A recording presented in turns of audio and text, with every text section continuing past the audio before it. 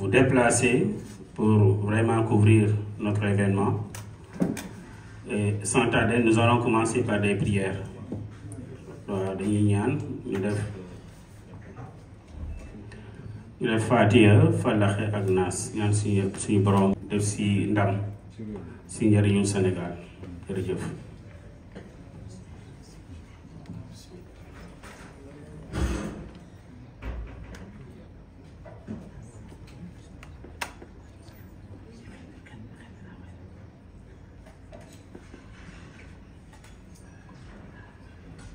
Pacte, initiative et mobilisation panafricaine pour une alternance citoyenne des travaillistes du Sénégal, And Liggéey Sénégal. Donc, c'est une nouvelle offre politique qui veut se différencier par la concrétisation des idées, par le factuel dans ses actions, et par la vérité, rien que la vérité. Donc, sans tarder, nous allons donner M. Abdourahmane Ndiaye l'honneur de nous lire. D'accord. Avant, le président Abdou voudrait donner ses mots de bienvenue. Mesdames, Messieurs, chers journalistes, chers responsables politiques de Impact, chers invités, je vous remercie de répondre à notre invitation pour cette conférence de presse à ma qualité de président du nouveau parti Impact. Comme Malo Ndiaye l'a dit, Impact, c'est une initiative et mobilisation panafricaine pour une alternative citoyenne des travaillistes du Sénégal. C'est un nouveau parti. Et comme il l'a dit, nous voulons une nouvelle offre politique, une nouvelle vision. On va y revenir avec le texte liminaire. De votre déplacement.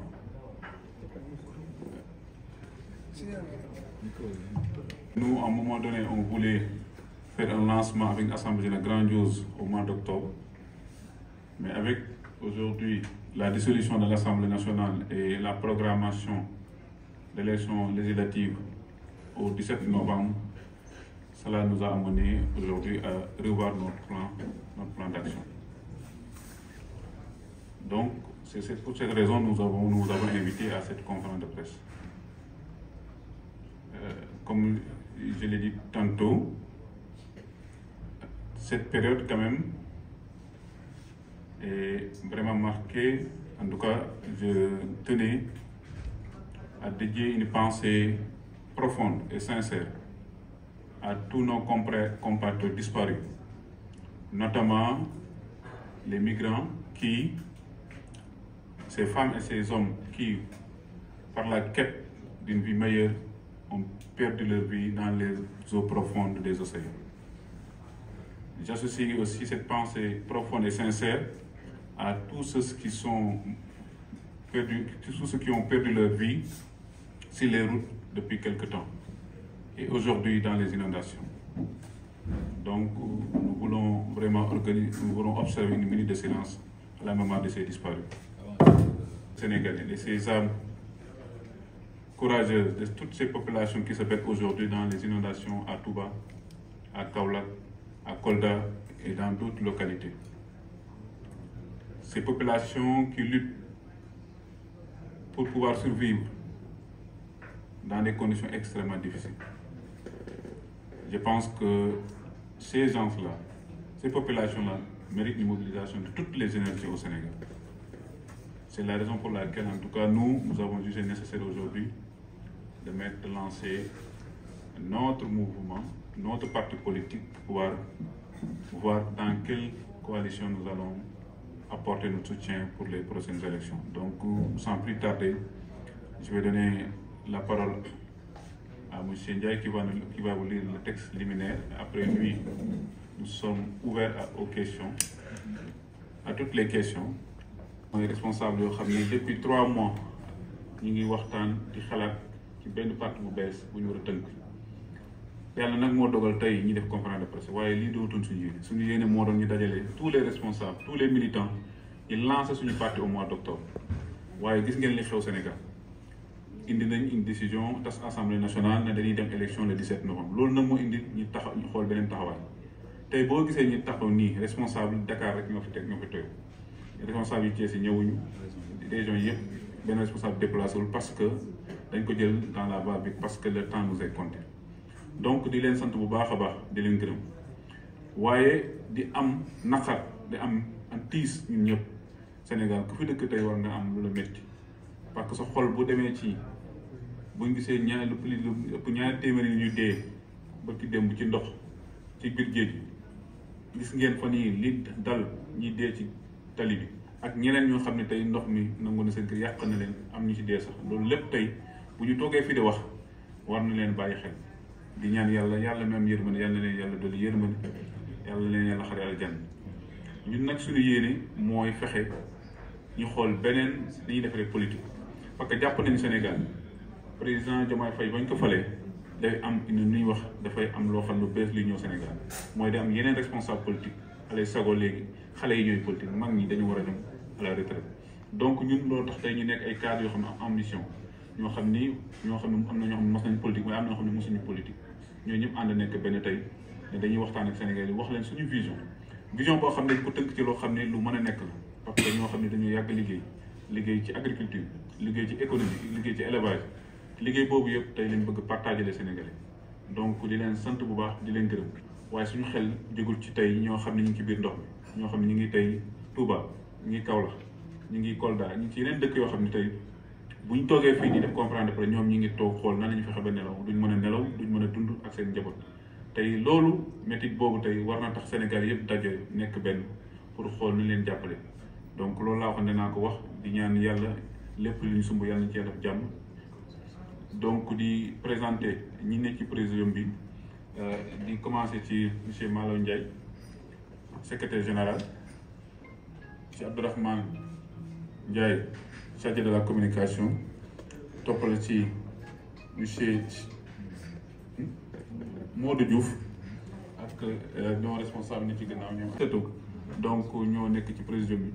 di wax ne ñun en tout cas bu ñu waxee suñu xalaat ci texte liminaire bi dañuy répondre ci question yëpp yoo xam ne war ngeen mën ko poser amul benn question boo xam ne dañ ko daw ñu ngi leen di sant bu baax di leen gërëm asalaamaaleykum wa rahmatulah donc on donne la parole. Sénégalais, chers compatriotes, notre République si chère, le Sénégal, a opté pour le régime démocratique depuis son accession à l'indépendance. En Afrique, par sa stabilité politique et sociale exceptionnelle, fruit du sacrifice d'hommes et de femmes de valeur qui ont toujours fait preuve de sagesse et de retenue dans la conquête et l'exercice du pouvoir. Cette prouesse historique nous interpelle tous et surtout doit servir de repère dans nos différents projets et dans nos actions de tous les jours. Au demeurant, le 24 mars 2024, malgré moult péripéties combinant manifestations, emprisonnement et mort d'homme, notre peuple a fait montre de maturité légendaire en élisant pacifiquement son 5e président de la République, son Excellence Bassirou Diomaye Diakhar Faye. Ce choix mémorable, dès le premier tour, avec 54% des voix, témoigne la sagesse et l'exigence d'un peuple déterminé qui veille et défend jalousement sa souveraineté.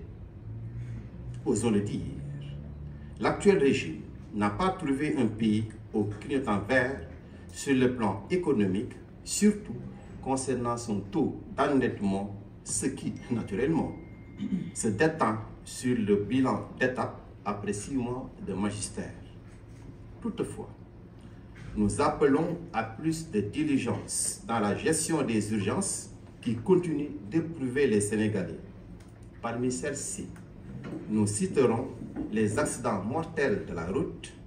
les atroces disparitions de notre jeunesse dans les profondeurs abyssales des océans, les inondations,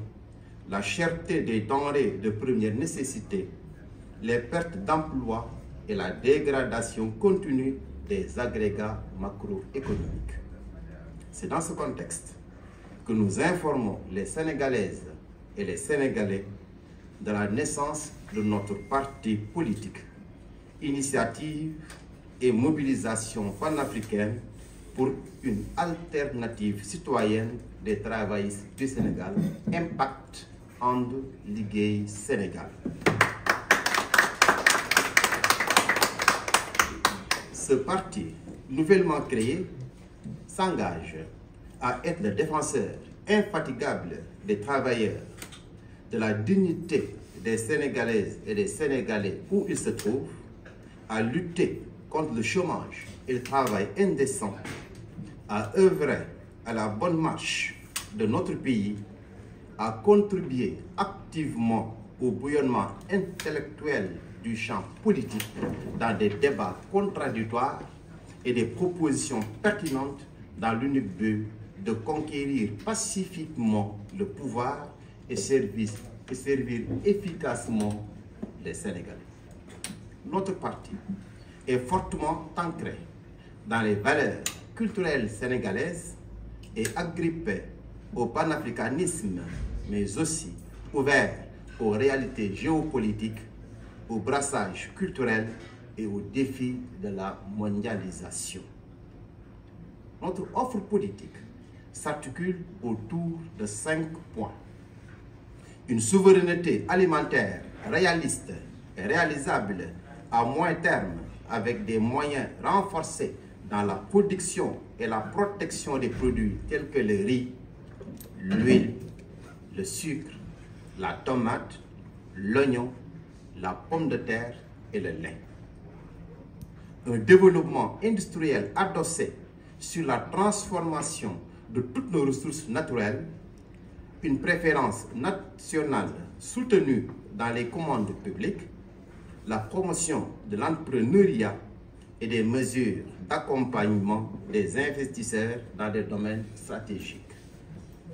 Une gestion souveraine et efficiente des finances publiques avec l'arrêt immédiat de certaines subventions,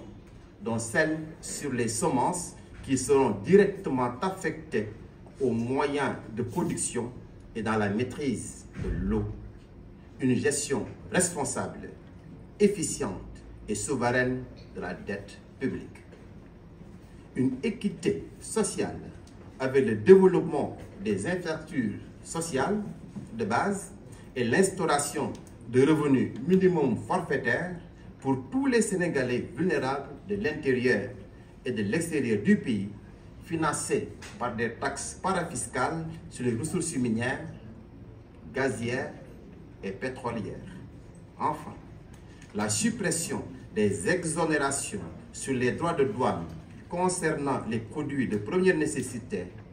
ainsi que toute subvention les concernant. Impact And Liggéey Sénégal tend la main à tous les Sénégalaises et à tous les Sénégalais, ainsi qu'à toutes les forces vives de la nation, pour qu'ensemble, nous œuvrions pour une alternative citoyenne et une gouvernance sous-tendue par le plein emploi et l'augmentation soutenue des revenus du secteur primaire pour la concrétisation de notre vision. Un Sénégal développé et souverain à l'horizon 2060 dans le strict respect de la dignité humaine et nos valeurs sénégalaises et panafricaines. Vive l'Impact, vive le Sénégal, vive l'Afrique. di leen nuyu ku nekk ci turam ak santam di leen xamal ne sunu réew mi nga xam ne dafa sax ci sunu xol muy Sénégal ba mu moomee boppam ba léegi dafa tegu ci yoonu démocratie boobu nag li ko jur ak li ko indi mooy sacrifice boo xam ne ni ay doomi Sénégal ñoo ko def muy ay góor di ay jigéen joxe seen alal joxe seen temps joxe seen doole joxe seen bakkan ngir Sénégal moom boppam loolu nag su amee day tax ba sénégalais bu ci nekk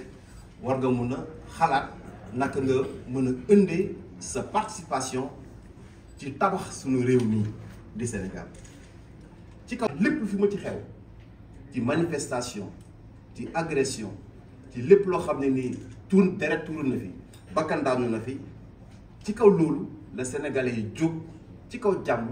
fal seen président de la république keroog bu ñu paree élection yi bu ñu xëyee ci kaw jàmm ñëpp liggéey ci kaw loolu nag lañu war a xam ne bu ñu jëlee 54% des voix jox ko kii di président Bassirou Diomaye Diakhar Faye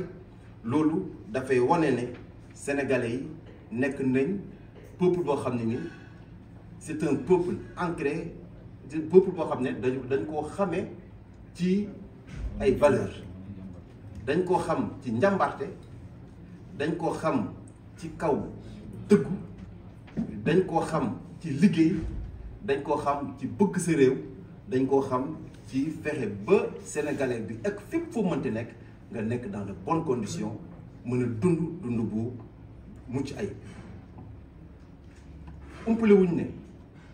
ak lépp lu mënti am régime bi nga xam ne dañ ko fay teg muy régime bu bees bi ñu ñëwee aussi lépp fekkul muy yam fekk nañ fi ay jafe-jafe yooyu nag dans 6 mois yi ñun ñëpp teg na suñu bët pour nga faxas ko doon xaw a jafe tuuti mais aussi waral nañ mun a sentir ne ñu ngi ci kaw yoon wi nga xam ne Sénégal léegi day nekk un pays boo xam ne day nekk ci la voie de l'émergence et du développement. bu ñu tënkee loolu nga xam ne liggéey moo ñu tax a jóg nga xam ne régime bi fi nekk am nañ ay jafe-jafe ci leen am xalaat ay nit ñoo xam ne dañ leen a xam ci dëgg xam leen ci liggéey xam leen ci bëgg sa réew ñuy ay ndaw ñu naw seen xam-xam tey ñëw xalaat ne jot na nag ñu mën a sumb ci liggéey biir Sénégal loolu moo tax borom xam-xam yu mel ne Abdou Thiam borom xam-xam yu mel ne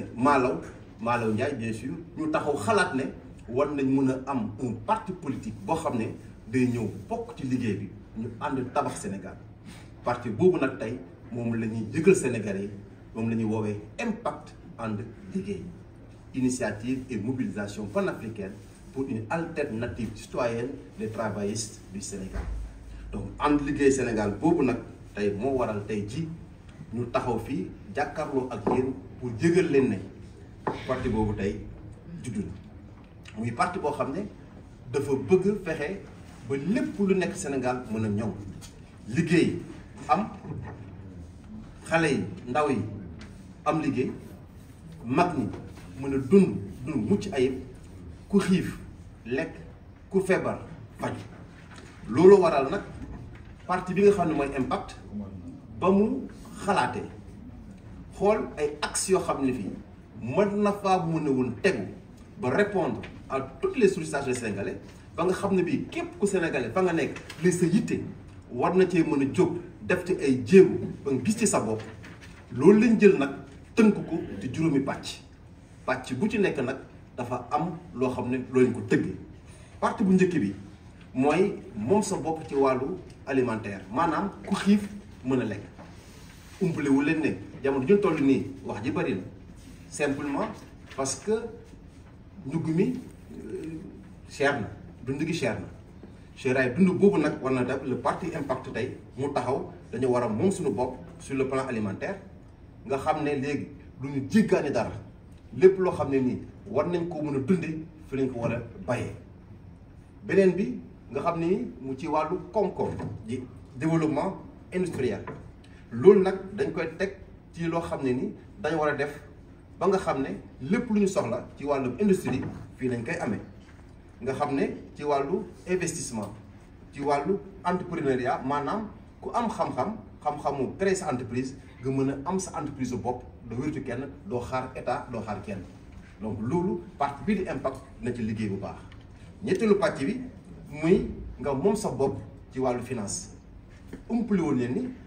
dañuy toog fële ca tugal duñu dicté li ñu war a def loolu dafa war a jeex soo moomee sa bopp financièrement di nga mën a xam sa alal noo koy utiliser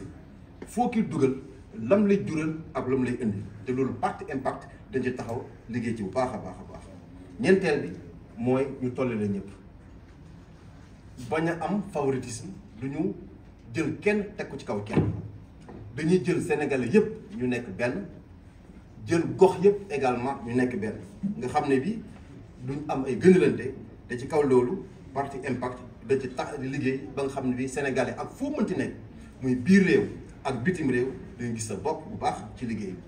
bi ci mujj nag muy juróomeelu pàcc bi mooy lépp loo xam ne nii dañ ko doon teg ci wàllu alal wàllu koom-koom nga xam ne dafa am ab pàcc bu ci gis seen bopp ñenn ñu gis seen bopp loolu moo war a jeex muy les exonérations et droits de douane loo xam ne nii parti impact liggéey daf ciy taxaw de sorte que képp koo xam ne nii war nga mën a gis sa bopp ci koom-koomu Sénégal gis ci sa bopp duñ gënalante kenn duñ jël kenn te ko ci kaw kenn duñ xaji kenn ci kaw loolu nag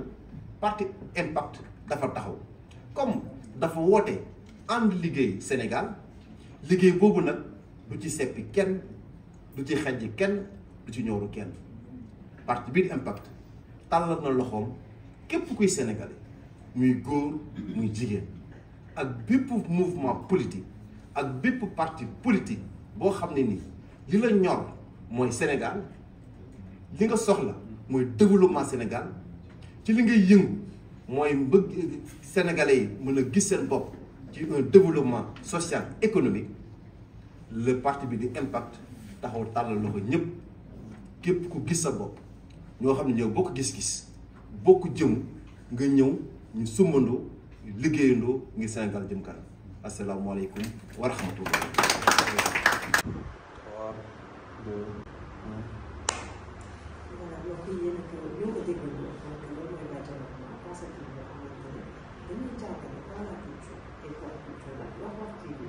Donc, dañuy découvrir au fur et à mesure que ñu jàngat lan mooy loolu bàjjen si société boobu ko sax donc bàjjen day jàngal bàjjen dañ ciy solo yaa ngi li ñu moom ko solo tey donc day def couture aussi c'est une grande styliste nga xamante ne xëy na daal facette yu bëri la am ci activité yu bëri yi nga xamante ne da koy indi daan donc li ko jot a xam nañ bu baax si liggéey bi nga concept yi bëri ñu développé fii au Sénégal donc soxna Rama boo xoolee aussi derrière ñu ngi gis yenn sérières yi fii yenn affaire yi nga xamante ne maam yi ñoo ko doon utilisé waaw dinañ si ñëw ñu ñëw si li nga xamante ne mooy feuille yorante bi cosaan waaw lu ñuy daan koy xale yi ñu daan koy mag ñi bees mag ñi coono li nga xamante ne yaa ngi koy def surtout jamono ji exactement ak koor gi ak embouteillage yi am na yoo xamante ne aussi dama indi na leen ko jëfandikoo boo leen di ko ba pare pour que ngeen requinqué bu baax nekk en forme donc am na yu bëri yu ñu lay doon sax na Rama waaw donc régulièrement on va venir vers vous proposer des choses facile d'accès